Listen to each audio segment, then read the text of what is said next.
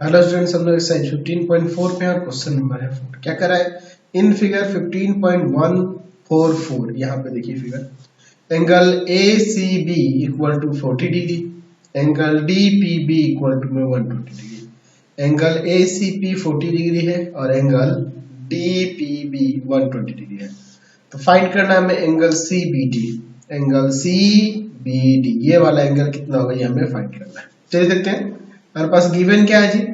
Given में है angle A C B equal to 40 degree और angle D P B equal to में 120 degree. To find angle C B D.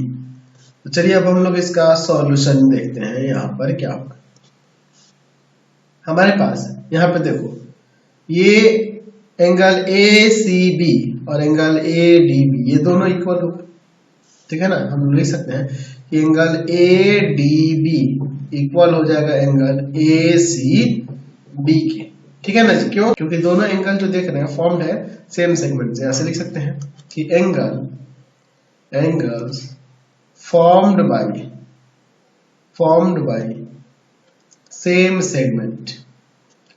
Same segment, इसलिए ये equal हो रहा है, ठीक है ना जी।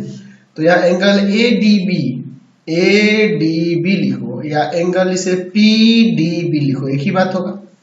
ए डी बी या पी डी बी एक ही बात होगी, इसी एंगल की बात होगी। और इधर एंगल ए सी बी की जगह पे ए सी बी लिखो, है ना। तो ए सी बी की जगह पे कितना दिया है आपके पास? 40 डिग्री दिया हुआ है।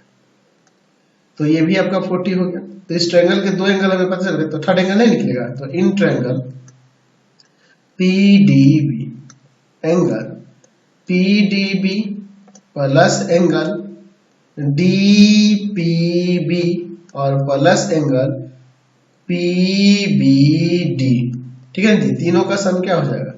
180 हो जाएगा कि नहीं? कैसे? तो angle sum property of triangle, angle sum property of triangle, ठीक है ना जी। तो ये देखिए ये है आपका 40 डिग्री, ये डी पी बी आपके पास 120 डिग्री दिया है। और एंगल पी बी डी लिखो, पी बी डी या सी बी डी एक ही बात होगा कि नहीं? एंगल सी बी डी ही इसे लिख देते हैं इक्वल टू में 180 डिग्री। ये दोनों मिलके 160 डिग्री और प्लस में angle C B D equal to में 180 डिग्री। ये जाकर तो सब्ट्रैक्ट करेगा तो यहाँ से एंगल सी बी डी कितना आ जाएगा? Angle C B D equal to में आ जाएगा यहाँ से 20 डिग्री। तो ये आपका 20 डिग्री का एंगल होता है। चलते हैं नेक्स्ट क्वेश्चन पे। नेक्स्ट क्वेश्चन देखते हैं 5 number. In figure 15.145 it is given that O is the centre of circle, अच्छा, and angle A O C 150 degree. Angle A O C 150 degree और क्या है? वो सेंटर है सर्कल का। फिर क्या रहा कि angle A B C find करना, ये बना। चलिए तो हमारे पास गिवन क्या है? गिवन है कि O is the centre of circle and angle AOC equal to में 150 degree. To find angle ABC, angle ABC हमें यहाँ पर फाइंड करना है। चलिए अब हम लोग इसका सॉल्यूशन देखते हैं। तो एंगल AOC और प्लस में रिफ्लेक्स एंगल AOC दोनों का सम कितना होगा? 360 होगा कि नहीं? ये एंगल और इसका रिफ्लेक्स एंगल है, इन दोनों का सम से 360 होगा। AOC 150 डिग्री है और प्लस में reflex angle AOC equal to में 360 डिग्री। ये जाकर तो सब्ट्रैक्ट कर देगा, तो यहाँ से reflex angle AOC equal to में आ जाएगा 210 डिग्री। 210 डिग्री तो हम जानते हैं कि ये वाला एंगल जो होता है इसका हाफ होता है, ठीक है ना जी। हम लोग या ये कह सकते हैं कि AOC, ये जो रिफ्लेक्स एंगल AOC है ये डबल होगा इसके। ये भी कह सकते हैं, हम लोग लिख सकते हैं कि 2 times of angle ABC equal होगा रिफ्लेक्स एंगल AOC के। ऐसा क्यों? तो हम लोग प्रॉपर्टी पढ़े हुए हैं, क्या लिख सकते हैं? वही पूरा प्रॉपर्टी लिख सकते हैं कि the angle subtended bye an arc of a circle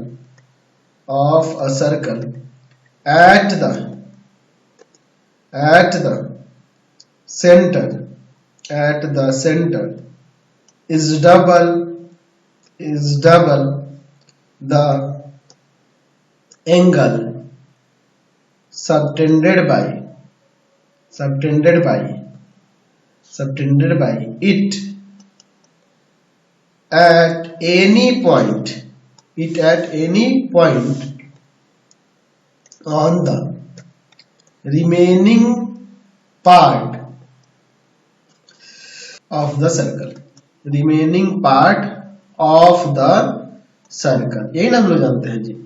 तो यहां से हम लोग लिख सकते हैं कि तो हम लोग यहाँ पे लिख सकते हैं कि 2 times of angle A B C equal to, ये क्या है 210 डिग्री, ये जाएगा अब डिवाइड में, तो एंगल ए बी सी कितना आ जाएगा यहाँ से 105 डिग्री आ जाएगा। समझ गए? चलते हैं नेक्स्ट क्वेश्चन देखते हैं हम लोग 6 number. In figure 15.146 O is the centre of circle and PQ is the diameter. O centre है सर्कल का और PQ डायमीटर है। एंगल ROS 40 डिग्री है, ROS 40 डिग्री है, तो फाइंड करना है एंगल RTS। देखिए तो RTS ये वाला एंगल कितना होगा, ये हमें फाइंड करना है। चलिए देखते हैं यहाँ पे क्या गिवन है और क्या फाइंड करना है। गिवन है O is the centre of a circle, PQ is a diameter, angle ROS equal to 40 degree to find angle RTS। चलिए अब हम लोग इसका यहाँ पर सॉल्यूशन देखते हैं। अच्छा, ये RTS निकालना है ये एंगल, तो इस ट्रायंगल में तो RTQ इस वाले ट्रायंगल में देखो, इसमें हमें अगर ये एंगल और ये एंगल पता चल जाए तो काम बन जाएगा। तो देखो इस RS आर्क से सर्कल के सेंटर पे एंगल ये 44 और उसी से ये सर्कल के इस रिमेनिंग पार्ट पे बना हुआ एंगल, तो ये इसका हाफ होता है ना जी। तो यहाँ से लिख सकते हैं कि एंगल RQS जो होगा हाफ हो जाएगा कि नहीं, किसके, एंगल ROS के। तो एंगल RQS आपको रीजन पता है, बहुत बार मैंने थ्योरम लिख चुका है। तो ये आपका 40 यहाँ रख देंगे, कट जाएगा 20 डिग्री आ जाएगा। एंगल RQS कितना हो गया 20 डिग्री हो गया, ये आपका 20 डिग्री हो गया। अच्छा देखो, और उसके बाद आपके पास डायमीटर भी तो दिया है ना जी, कह रहा है कि PQ इज अ डायमीटर है। तो जब ये डायमीटर दिया हुआ है तो इसके अकॉर्डिंग हम लोग लिख सकते हैं कि ये वाला 90 होगा। एंगल PRQ इक्वल टू 90, तो ये 90 होगा। तो अगर हम लोग इसको और इसको देखें तो ये दोनों लीनियर पे है, तो ये भी आपका क्या हो जाएगा 90 ही आ जाएगा। तो उसको हम लोग लिख सकते हैं यहाँ पे कि एंगल QRT और प्लस में एंगल PRQ इक्वल टू 180। कैसे हुआ, लीनियर पेयर से ये हो जाएगा। तो एंगल QRT और प्लस में ये आपका कितना होगा इसका वैल्यू 90 इक्वल टू 180। ये जाकर तो सब ठीक हो जाएगा। तो एंगल QRT इक्वल टू में आ जाएगा 90 डिग्री। तो ये 90 हो गया और एक एंगल 20 है, तो तीसरा एंगल नहीं निकल जाएगा। तो चलते हैं उसी ट्रायंगल में, देखते हैं in triangle QRT, angle QRT plus में एंगल RQT या S भी लिख सकते हैं, RQT लिखो या RQS भी लिखेगा तो चलेगा। और प्लस में तीसरा एंगल जो हमें निकालना था एंगल RTS लिख दे या Q भी लिख देंगे तो चलेगा, है ना जी।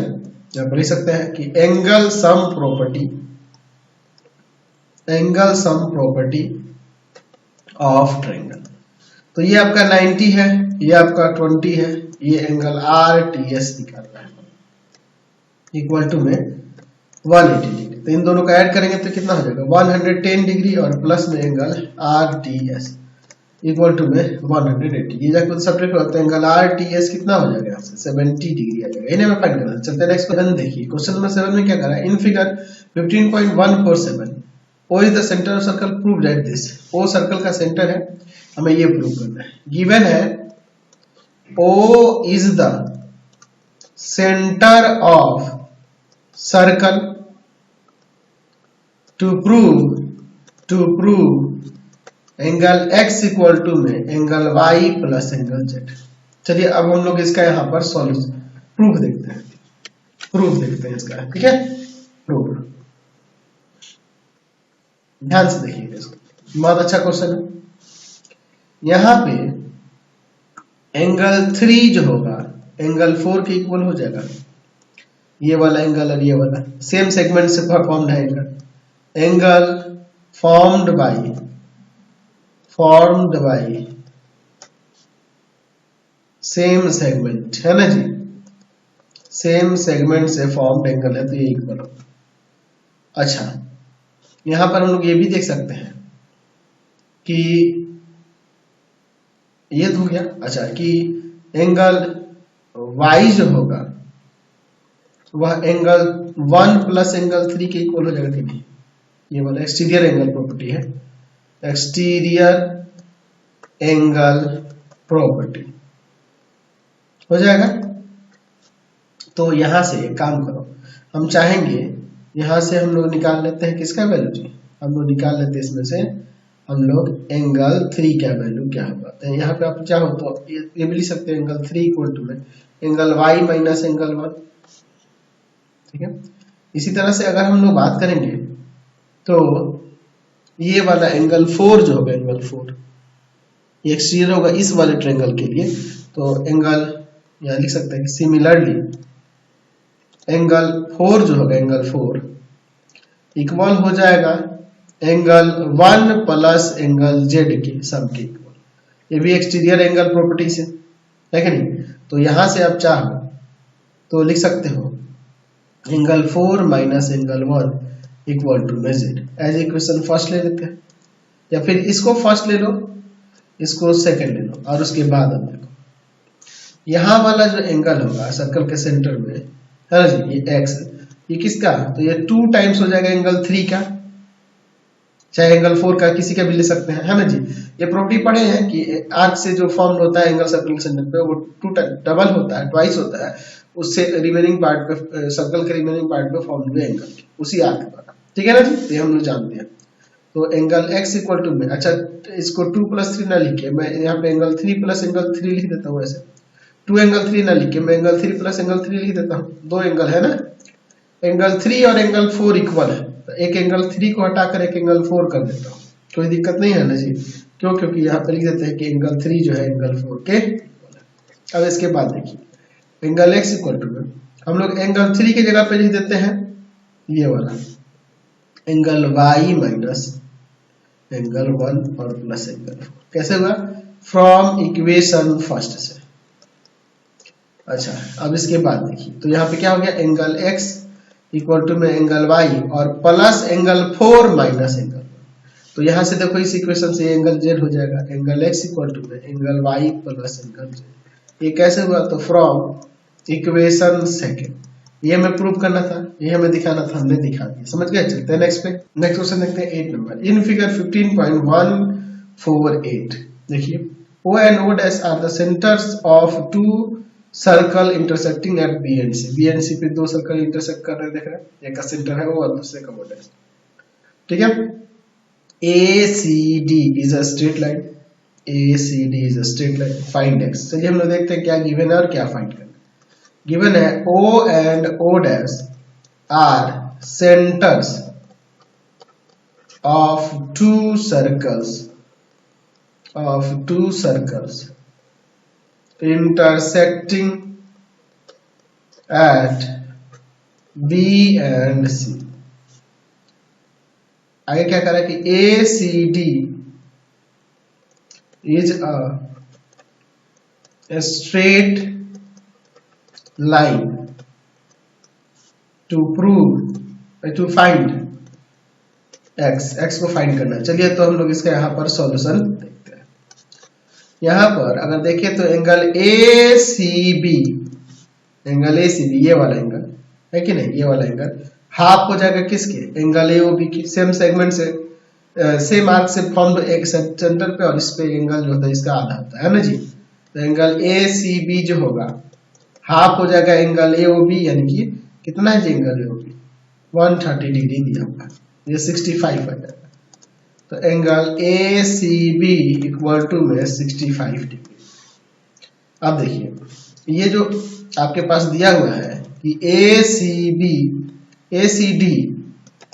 इज अ स्ट्रेट लाइन, तो जब यहां पे कहेंगे तो एंगल ACB और एंगल BCD, इन दोनों का सम 180 हो जाएगा। लीनियर पेयर होंगे ना जी, स्ट्रेट लाइन है तो लीनियर पेयर हो जाएंगे। चलिए अब इसके बाद देखते हैं। तो ये आपका है 65 डिग्री और ये एंगल BCD इक्वल टू में 180 डिग्री। ये जाकर तो सब्ट्रैक्ट करेंगे तो एंगल BCD कितना जाएगा 150। तो इस वाले एंगल का यह वाला एंगल, इधर वाला एंगल होगा क्या होगा जी, डबल होगा। तो यहाँ पर लिख सकते हैं कि रिफ्लेक्स एंगल BO'D 2 टाइम्स हो जाएगा एंगल BCD का, 2 टाइम्स ऑफ 150 यानी कि आ जाएगा 230 डिग्री। तो हमें रिफ्लेक्स एंगल मिल गया तो उसका एंगल नहीं मिल जाएगा, एंगल BO'D और प्लस में रिफ्लेक्स एंगल BO'D, इन दोनों का सम 360 होगा ना जी। चलिए अब इसके बाद देखिए, तो ये आपका पता है 230, तो BO'D और प्लस में 230 इक्वल टू 360। ये जाकर उधर सब्ट्रैक्ट करेगा तो एंगल BO'D इक्वल टू में हो जाएगा यहाँ से कितना 130 डिग्री यानी कि BO'D का मतलब x से है तो x आ गया यहाँ पे 130। यही फाइंड करना था, हमने निकाला। तो आज की क्लास में इतना ही, नेक्स्ट वीडियो में आगे देखेंगे। आपको हमारे 3 चैनल को सब्सक्राइब करना होगा। पहला है पाथ फाइंडर क्लासेस छपरा, दूसरा है आपके पास भारती भवन रविकांत सर, भारती भवन रविकांत सर, और तीसरा चैनल है Ravikant sir RD Sharma solution. तीनों चैनलों को सब्सक्राइब करेंगे। इससे रिलेटेड वीडियो के लिए सीधे डिस्क्रिप्शन में, इससे रिलेटेड नोट्स के लिए गूगल पे जाकर सर्च करेंगे www.ravikantsir.in और यहाँ जाकर आप सभी क्लासेस के नोट्स, उनके PDF को डाउनलोड कर सकते हैं, पढ़ सकते हैं। इंस्टाग्राम और फेसबुक पे जाकर पाथफाइंडर क्लासेस को लाइक एंड फॉलो करना नहीं भूलें। Thanks for watching the video. Comment करके जरूर बताएं कि हमारे चैनल के वीडियोस आप सभी को कैसे लगते हैं। Thanks for watching.